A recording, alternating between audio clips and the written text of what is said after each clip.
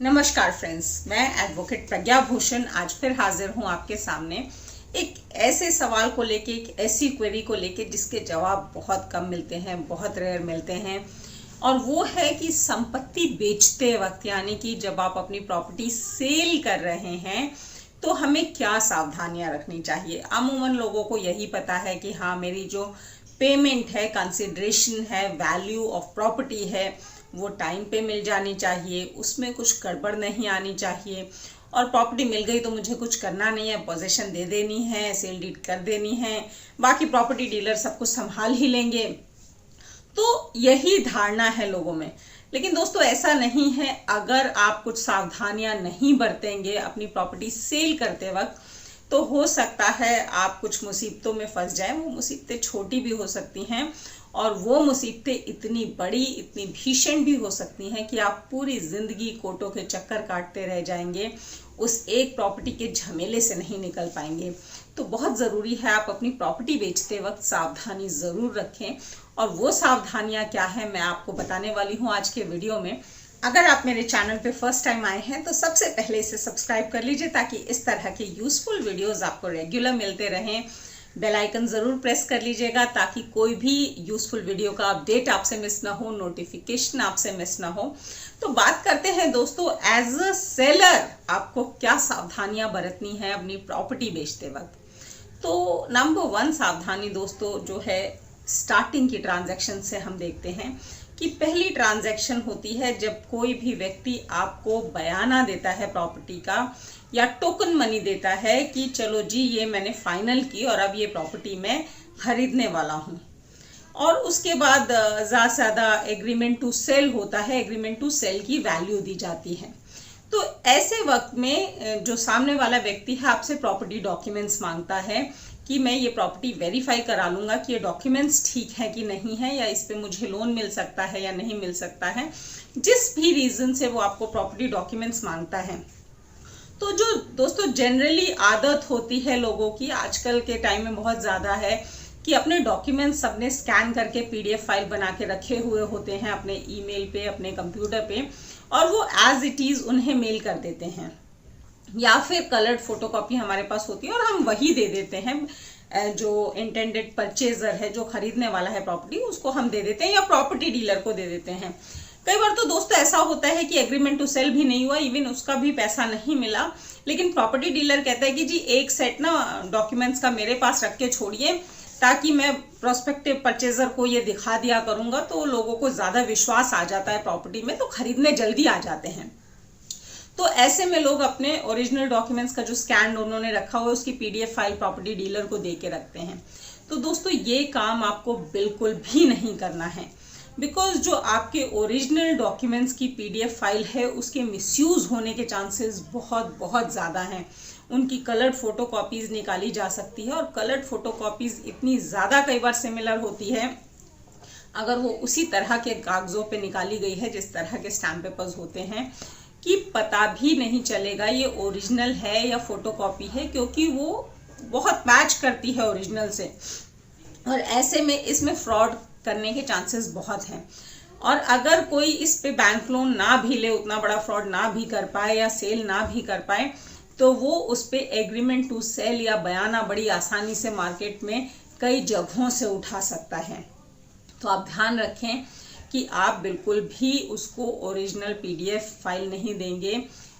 Coloured photocopies नहीं देंगे। और इवन इफ आपके पास एग्रीमेंट टू सेल की वैल्यू आ चुकी है और आपको बोरोवर बोलता है कि उसको फोटोकॉपीज चाहिए बैंक में दिखाने के लिए ताकि उसका लोन अप्रूव हो सके,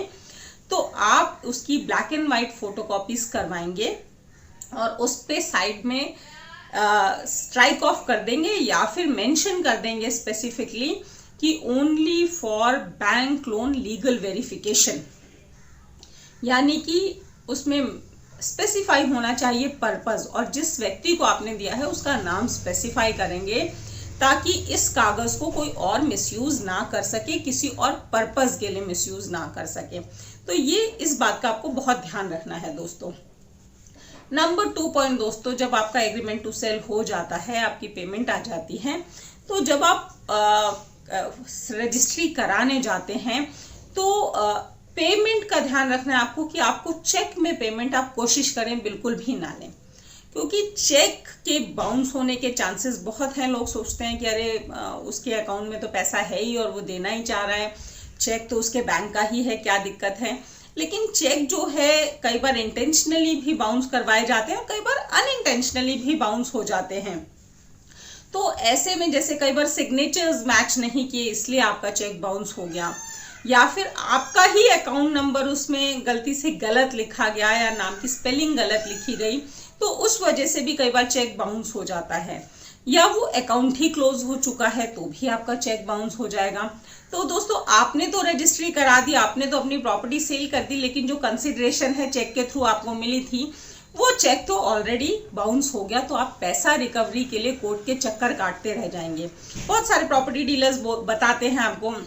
कि सर कोई बात नहीं, अगर कंसिडरेशन नहीं आई तो आपकी तो ये सेल डीड ही कैंसिल हो जाएगी, तो डरने की कोई बात ही नहीं है। लेकिन ऐसा नहीं है, सेल डीड कैंसिल करना इतना आसान काम नहीं है।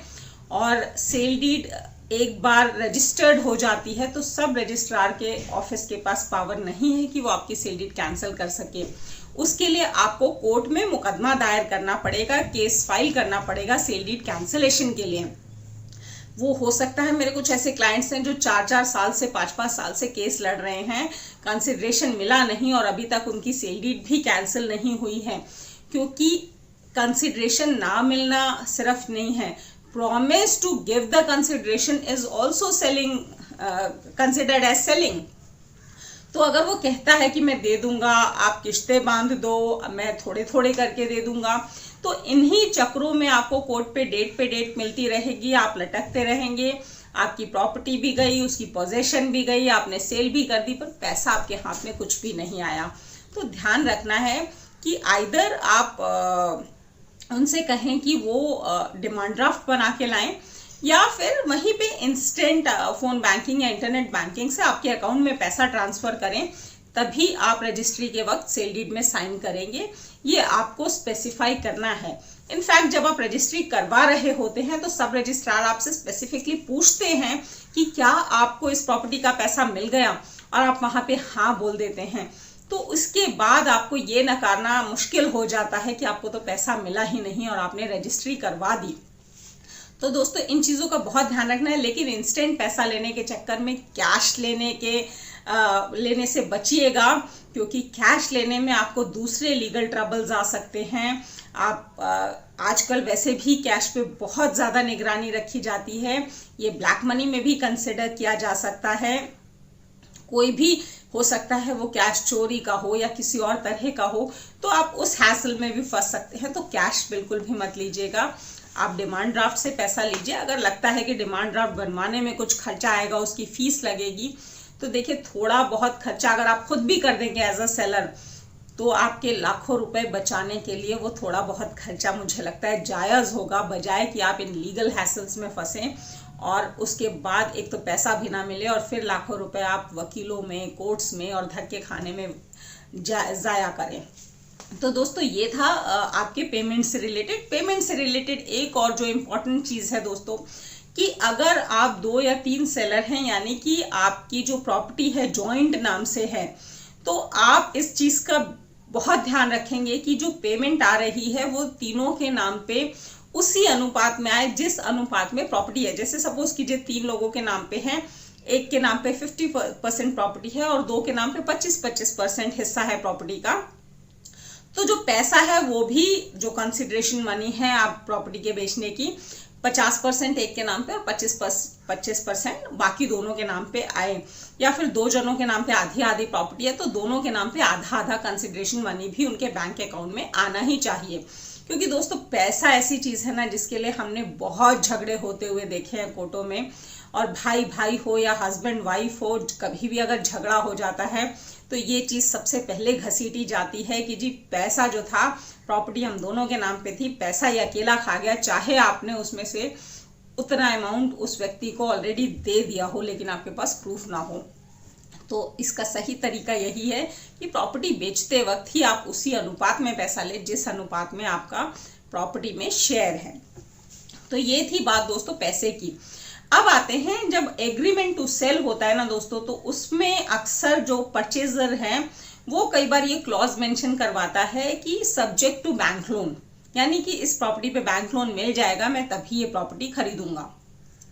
अब ऐसे में क्या दिक्कत आ सकती है दोस्तों कि बैंक लोन सिर्फ आपकी प्रॉपर्टी की वजह से नहीं कैंसिल होता है, कई बार होता है कि उस व्यक्ति की खुद ही क्रेडिट एलिजिबिलिटी नहीं बनती है, उसको लोन मिल ही नहीं सकता है, या फिर उसकी सिबिल खराब है, उसने बहुत सारे चेक बाउंसिंग हो चुके हैं, उसके क्रेडिट कार्ड्स में बहुत सारे ओवरड्यूज पेंडिंग हैं, तो उस वजह से भी उसका बैंक लोन रिजेक्ट हो सकता है। लेकिन अगर आपने एग्रीमेंट टू सेल में लिखवा दिया सब्जेक्ट टू बैंक लोन और उस वजह से आपका ये जो बयाना या एग्रीमेंट टू सेल था ये टूट गया, तो प्रॉपर्टी बेकार में मार्केट में बदनाम हो जाती है कि अरे ये प्रॉपर्टी ठीक नहीं है, इस पे बैंक लोन नहीं मिल सकता, और ऐसे में आपकी प्रॉपर्टी की वैल्यू गिर जाती है। तो जब भी आप एग्रीमेंट टू सेल करवाएं और उसमें ये क्लॉज आ रहा है सब्जेक्ट टू बैंक लोन, तो आप उसमें मेंशन करवा दें, आप बता दें जो भी उस एग्रीमेंट टू सेल को टाइप कर रहा है कि उसमें मेंशन किया जाए कि बैंक लोन अगर प्रॉपर्टी रिजेक्ट होने की वजह से नहीं हो रहा तभी ये एग्रीमेंट कैंसिल होगा, लेकिन अगर बायर की एलिजिबिलिटी की वजह से बैंक लोन कैंसिल हो रहा है तो ये एग्रीमेंट कैंसिल नहीं होगा। ये आपको स्पेसिफाई करवाना है अपने एग्रीमेंट टू सेल में, तो इस चीज का बहुत ध्यान रखना है दोस्तों। एक और पॉइंट दोस्तों जो आपको ध्यान रखना है वो है प्रॉपर्टी की पोजेशन से रिलेटेड। अक्सर होता है कि जब एग्रीमेंट टू सेल हो गया, प्रॉपर्टी की 10% वैल्यू आपको ऑलरेडी बायर दे चुका है, जो करीब अगर आपकी 1 करोड़ की प्रॉपर्टी है तो हो सकता है 10 लाख 12 लाख वो आपको ऑलरेडी दे चुका है, और बायर आपसे रिक्वेस्ट करता है कि वो किराए पे रह रहा है, वो अपने मकान में तब तक के लिए शिफ्ट हो जाए, खरीदना तो उसे है ही 1 महीने के बाद।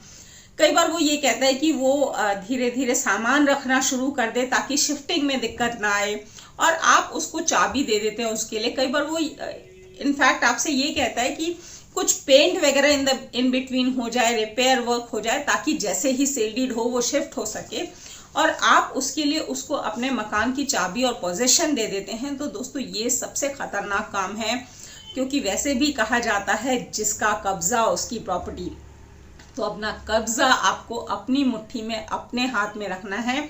जब तक आपकी सेल कंसिडरेशन की पाई आपके हाथ में नहीं आ गई, और जब तक कि जो प्रॉपर्टी है वो आपके नाम पे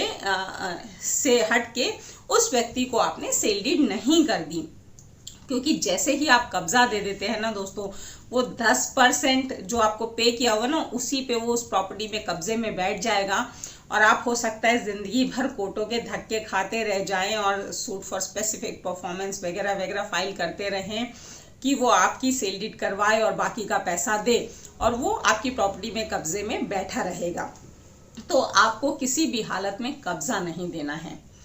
नेक्स्ट पॉइंट दोस्तों जो आपको ध्यान रखना है कि अगर परचेजर जो है वो जीपीए होल्डर वहां पे आ रहा है, वो खुद नहीं आ रहा, तो यहाँ पे आपको बहुत ध्यान रखना है। पहली कोशिश तो आपको यही होनी चाहिए कि परचेजर खुद अपनी प्रॉपर्टी लेने आए, जीपीए होल्डर ना आए। और जीपीए होल्डर आ रहा है तो आपको बहुत वेरिफिकेशन करनी है कि वो जेन्युइन उसका रिप्रेजेंटेटिव है कि नहीं है, क्या इस व्यक्ति की 1 दिन पहले या 2 दिन पहले मृत्यु तो नहीं हो गई और उसकी मृत्यु के बाद आपके से प्रॉपर्टी खरीदी जा रही है थ्रू अटॉर्नी। ऐसे में बेनामी ट्रांजैक्शंस होने के बहुत डर होते हैं, यानी कि पैसा किसी और का लगा है, प्रॉपर्टी किसी और के नाम पे हो रही है, और ये जो पूरी बेनामी ट्रांजैक्शन या काले पैसे का सर्कुलेशन हो रहा है, इसमें अगर कोई एफआईआर हो जाती है, कोई क्रिमिनल केस हो जाता है, तो आप भी उसमें फंस जाते हैं। चाहे आपको 4 बार विटनेस के लिए ही जाना पड़े, लेकिन मुसीबत तो है ही ना। तो आप कोशिश करें कि इस तरह की किसी भी मुसीबत को अवॉइड करें और परचेजर खुद आपके पास आए, इसका बहुत ध्यान रखें। नेक्स्ट पॉइंट दोस्तों इसी से रिलेटेड है कि जो प्रॉपर्टी आपसे खरीद रहा है, यानी कि जो एग्जैक्ट परचेजर है, पैसा भी आप उसी के अकाउंट से लेंगे, किसी भी और अकाउंट से पैसा नहीं लेंगे,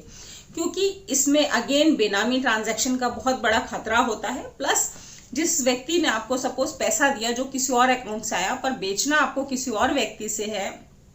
किसी और व्यक्ति को है, तो उस केस में जिस अकाउंट से पैसा आया, आपने प्रॉपर्टी बेच दी, सेल डीड कर दी, और बाद में वो व्यक्ति आके खड़ा हो गया, जी मैंने किसी सेल कंसिडरेशन के लिए पैसा दिया ही नहीं था, मैंने तो इनको उधार दिया था, मेरा पैसा लौटाएं। तो ऐसे में आपकी प्रॉपर्टी भी बिक गई और आपको पैसा भी वापस करना पड़ रहा है और आप रह जाते हैं खाली हाथ। तो इस चीज का आप बहुत ध्यान रखें। सिर्फ ये सोच के खुश ना हो जाएं कि आपकी प्रॉपर्टी बिकी तो आपको पैसा मिल गया, आपको पैसा सही अकाउंट से मिला, ये बहुत जरूरी है।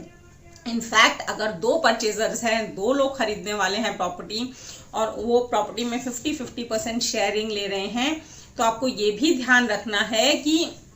जो पैसा आ रहा है उन दोनों के अकाउंट से 50-50% आपके पास आए, सिर्फ एक ही व्यक्ति का ना आए, क्योंकि वो भी क्लेम कर सकता है कि जी पैसा तो सारा मैंने दिया, इन्होंने प्रॉपर्टी 2 लोगों को बेच दी। तो ऐसी कोई भी बाद में डिस्प्यूट अवॉइड करें। ऑल्दो आप उसका बता सकते हैं रीजन कि जी ये दोनों की कंसेंट थी, इनका भी इसमें साइन है, लेकिन ऐसे हैसल में फंसना ही क्यों। आपको ये बहुत ध्यान रखना है कि जो प्रॉपर्टी बायर है आप पैसा उसी के अकाउंट से लें, कैश में ना लें और आपके अकाउंट में ही आए, ताकि आप आगे की प्रॉब्लम्स में फंसने से पहले ही बच सके, इस तरह की किसी प्रॉब्लम में ना आ जाए।